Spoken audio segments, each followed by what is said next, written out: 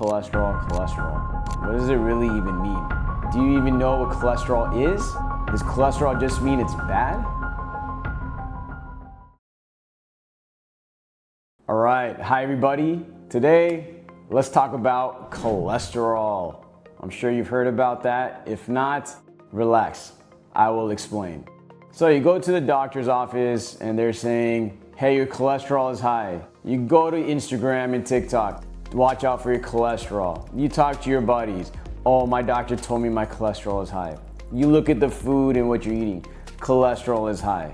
The world is just bombarded with cholesterol. Well, cholesterol actually serves an incredible amount of functions in the body.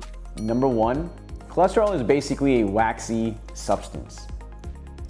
Let's start with just a simple demonstration. Just like a candle, I'm gonna light this right now. We'll get to this shortly. Cholesterol, as mentioned, is a waxy substance.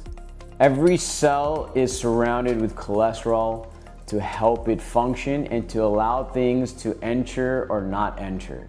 So it's meant to help protect each and every single cell in your body. Number two, it's actually one of the backbones for hormone production. You know how it is, everybody's talking about estrogen and hormone replacement and testosterone. Well, how does that even made? What does that even come from? Cholesterol. So cholesterol does play a big role in hormones such as testosterone, estrogen, cortisol. Those are very important hormones for our body and function. Number three, it is part of vitamin D synthesis. It's a huge craze right now with the supplement market, and vitamin D is a huge part of that. And so usually for vitamin D to act effectively, you do need some level of cholesterol. It also serves to create bile. If you heard about gallstones or the gallbladder, so bile is a substance created by the liver to help digest and break down fats. For example, when you're washing your hands with soap, what is soap really? It's basically a type of detergent that breaks things down and helps it wash off your hands. So imagine bile being like the soap in your body to help break things down. And something that's overlooked, cholesterol is actually very important for your brain.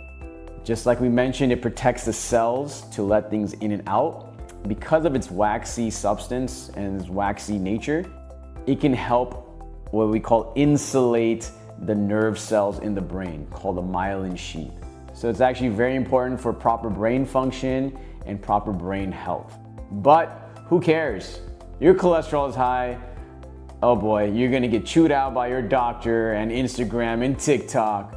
So what does that mean? So I'm hoping you guys have gone to the doctor and done something called a lipid panel. There's a few things that show up on the lipid panel. Something called your total cholesterol. Usually that includes the combination of your HDL, your LDL, and about 20% of your triglycerides, which we'll get to in detail. Now this number is just a rough estimate, but the general population and adults, you want it less than 200. So that's what we aim for. But then you're told not all cholesterol is bad, but there's good cholesterol. There's also bad cholesterol. So let's talk first about bad cholesterol. You may have heard of it, LDL, or the lousy cholesterol. LDL stands for low density lipoprotein. Number one, cholesterol is made in the liver and it has to be shipped out to different parts of the body. So LDL actually is the cholesterol that goes from the liver out to different parts of the body. LDL, however, with high numbers or higher rates can lead to plaque development. So LDL, we usually want it less than 100 if you really have no other problems such as high blood pressure, diabetes, other chronic diseases. But let's say you do have diabetes or high blood pressure, we actually like it less than 70. However, medicine is a moving target. The newest research and newest data recommends those who are at higher risk for heart disease, like diabetes and high blood pressure, we keep that cholesterol or that LDL less than 55. Number two, HDL good cholesterol. That is your high density lipoprotein. That is the cholesterol that actually is the one that goes from the blood back into the liver. It can actually sometimes protect you against heart disease, and usually we look for it to be more than 40. For the most part, this is genetics, so most of my patients, their numbers don't really fluctuate that much. One way to help yourself is exercise, including strength and resistance training. Number 3, on your blood panel, you'll see triglycerides. Triglycerides are basically a form of energy that's stored in fat cells, aka lipids. So let's say you're starving. You haven't eaten in 6 hours, I'm starving. I haven't eaten in 15 hours, I'm starving. Your fat is full of energy. So what it does is it releases these triglycerides out from the fat cells. Now, of course, there's something else that you may see on your profile or the blood test called VLDL, very low density lipoprotein. This is not talked about as much, but it is very important. Very low density lipoprotein, VLDL, actually is like the Uber driver. It actually transports the triglycerides from the fat into different parts of the body. So it does have a big role in energy metabolism and also how things move in the body. To clarify, overall, LDL, triglycerides, and VLDL can all contribute to plaque formation. But what is plaque? I'm sure you've heard about it. Oh, watch out, don't get heart disease. Oh, I got plaque buildup. What does that even mean? Does anybody even tell you what that means? I get patients asking me that. Simply put, plaque is wax.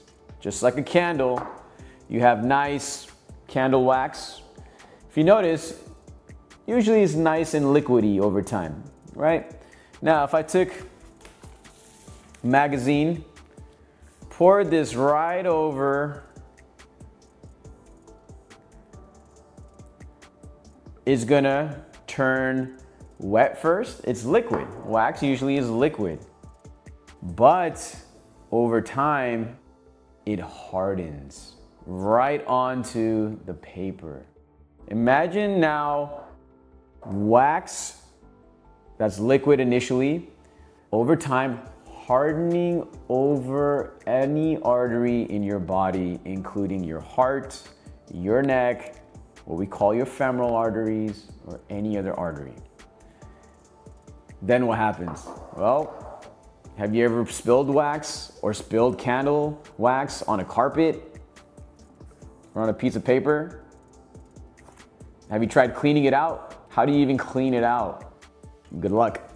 You can't really peel it off because most likely, especially on carpet or anywhere else, you're going to tear things.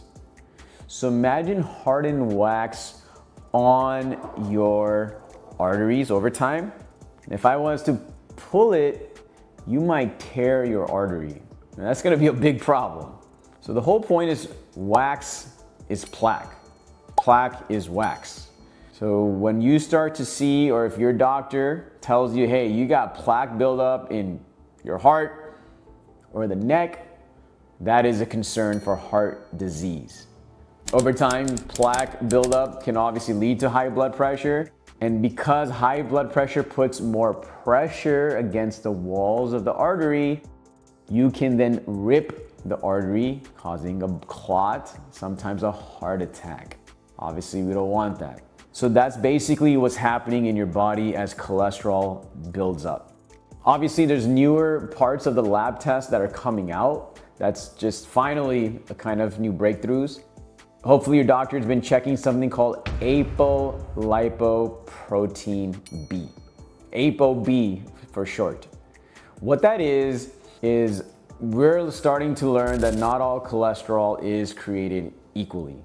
So even if you have a high LDL, that may not mean you have a higher risk for heart disease.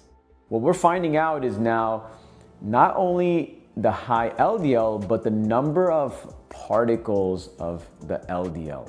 So every single particle of LDL has a name tag on it, which is called apolipoprotein B. So imagine you're in a classroom with 20 students. Not bad. You got 20 name tags, reasonable.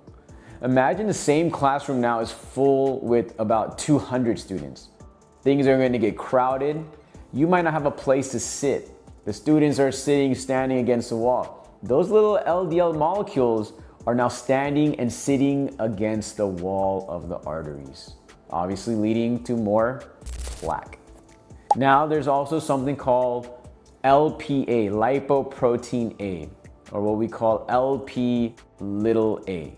Now that number, or what that is basically if LDL is a little circle, like a little ball floating in your blood, imagine there's a little hook that's connected to that LDL. That little hook, imagine hooks onto the sides of the walls of your arteries.